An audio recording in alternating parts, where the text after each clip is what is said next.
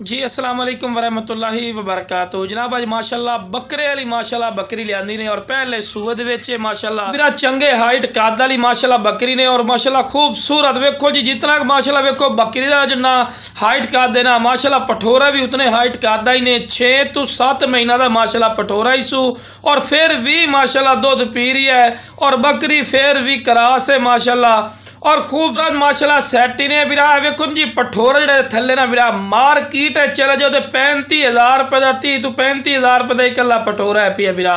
इस गल का तुहानू भी बिरा पता है क्योंकि प्योर मदरसा नस्ल का माशाल्लाह पठोरा ही ने और पठोरे के कन्ना के लापर वेखो भी थले जमीन तक माशाल्लाह इधर भी एडे वड्डे माशाल्लाह कन्ना के लापर ही सू और माशाल्लाह बकरी भी जबरदस्त ने। वेखो जी तुहानू बकरी गब्बन भी गारंटी शुदा है पई, ठीक है, तो पठोरा ही वेखो थले इसू। इस तो बाद फायदे का कोई सौदा ही होंदा बिरा और रेट ही बिल्कुल जायज़ और मकूल है।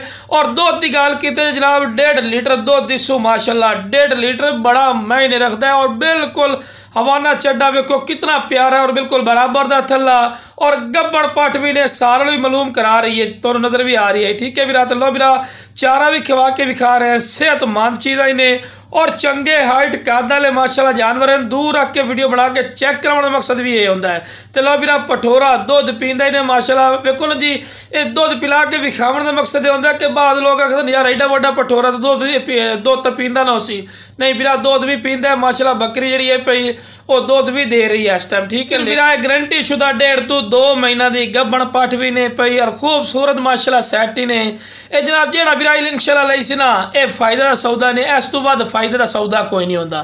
तो लो बिरा टोर फिर के विखा रहे कि कोई लंगड़े लूले नहीं, सेहतमंद और माशाल्लाह एक्टिव ने। तो जिस बिरा नूं सैट चाहिए जनाब स्क्रीन पर नंबर चल रहे।